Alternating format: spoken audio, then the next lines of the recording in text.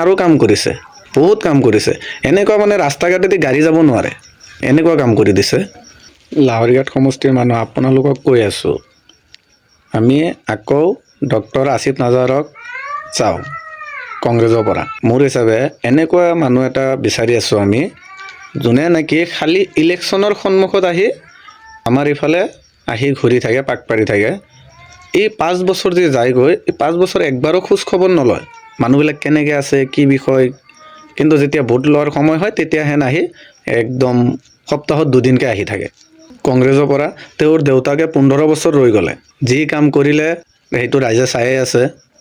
আকৌ তেখেতে 5 বছৰ হ'লে, তেখেতে আৰু কাম কৰিছে, বহুত কাম কৰিছে।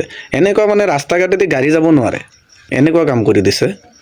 এনেকুৱা পিছপৰা MLA এজন আমি বিচাৰি আছোঁ, কাৰণ এইখিনি জাগা যাতে আৰু পিছপৰে। আমি ইয়াৰ পৰা যাই পেলাই জাগিৰোড যাই পেলাই চাম, জাগিৰোড সিফালে উন্নত হৈ আছে, পীযুষ হাজৰিকাৰ সিফালে কি বঢ়িয়া উন্নত হৈ আছে।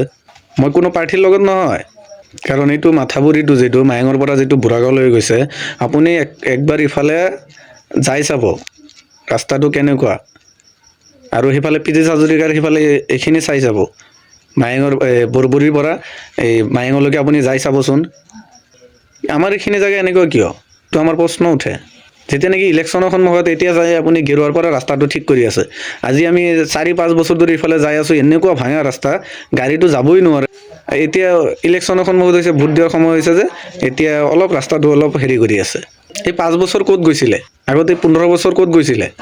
বহুত কেইটামানৰ ভিডিঅ' চাই আছোঁ যে লাহৰীঘাটৰ পৰা যদি চিবে টিকেট পায় তেনেহ'লে ভোট নিদিয়ে। তাৰ ল'ৰা আছে আসিফ নাজাৰ, সিহঁতে আমাৰ কোনো কাম কাজ কৰা নাই। আমি ঘৰৰ পৰা ডেলিভাৰী লৈ কিহৰ কাৰণে কৈ আছে মানুহবিলাকে নেকি, যি মানুহ নেকি আমাৰ ইয়াত কংগ্ৰেছে বাৰে বাৰে যায়, AUDF বা BJP আমাৰ ইয়াত এতিয়ালৈকেও আমি যেতিয়ালৈকে বুজমান হৈ আছোঁ তেতিয়াৰ পৰা শুনা পোৱা নাই যে বেলেগ দল কোনোবাই গৈছে। এইটো দলে গৈছে, এতিয়া কিয় আকৌ বেলেগ দল বিচাৰে মানুহে, UDF বিচাৰে, এইটো বিচাৰে, এইটো বিচাৰে। আপোনালোকে যদি ভাল কাম কৰি থাকিলে হয় তেনেহ'লেতো আৰু বেলেগ দল বিচাৰিব ৰাইজৰ দৰকাৰে নাই। খালি ইলেকশ্যনৰ সন্মুখত আহি অলপ চলপ কাম কৰি দিলে হৈ যাব নেকি।